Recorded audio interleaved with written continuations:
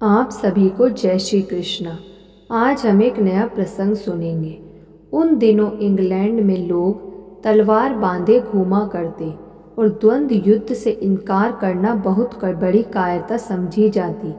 एक दिन एक नवयुवक ने बहादुरी का बीड़ा उठाकर महारानी एलिजाबेथ के विशेष सम्मान पात्र सर वाल्टर रेले को द्वंद्व युद्ध के लिए ललकारा। सर वाल्टर रेले ने अस्वीकार कर दिया। तब उस असभ्य नवयुवक ने निंदा करके उनके मुंह पर थूक दिया। तलवार चलाने में अत्यंत निपुण सर वाल्टर रेले ने इस प्रकार अपमानित होने पर भी धीरज के साथ कहा, मैं अपने मुंह पर रुमाल फिराकर जिस आसानी से तुम्हारा थूक पहुंच सकता हूं, उतनी ही आसानी से तुम्हारी छाती में लगे हुए तलवार के घाव को पोंछ सकता, अथवा बिना कारण ही नर हत्या करने के पाप से बचने का कोई उपाय होता तो मैं अभी तुम्हारे साथ तलवार लेकर लड़ने को तैयार हो जाता।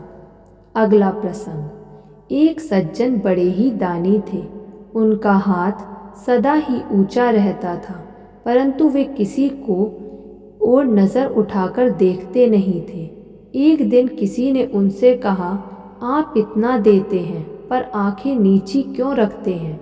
चेहरा ना देखने से आप किसी को पहचान नहीं पाते, इसलिए कुछ लोग आपसे दोबारा भी ले जाते हैं। इस पर उन्होंने कहा, भाई, देने वाला तो कोई दूसरा ही है, मैं तो निमित्त मात्र हूँ।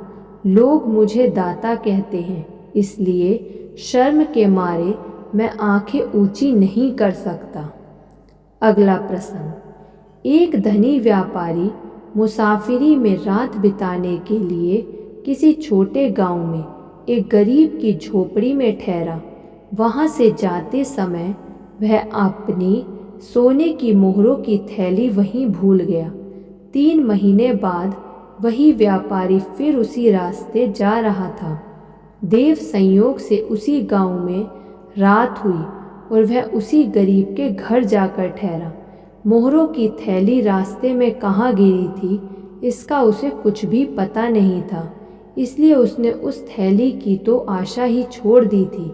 झोपड़ी में आकर ठहरते ही झोपड़ी के स्वामी ने अपने आप ही आकर कहा, सेठ जी, आपकी एक मोहरों की थैली यहाँ रह गई थी, उसे लीजिए। आपका नाम पता न जानने के कारण मैं अब तक थैली नहीं भेज सका। मैंने उसे अब तक धरोहर के रूप में रख छोड़ा था। बूढ़े दरिद्र ग्रामीण की ईमानदारी पर व्यापारी मुग्ध हो गया और वह इतना कृतज्ञ हुआ कि उसका गुण गाते गाते थका ही नहीं, तथा अंत में बहुत आग्रह करके उसके लड़के को अपने साथ लेता गया। धन्यवाद। ऐसे और प्रसंग सुनने के लिए आप इस चैनल को सब्सक्राइब कर लीजिए और इस वीडियो को लाइक कर दीजिए। धन्यवाद। जय श्री कृष्ण।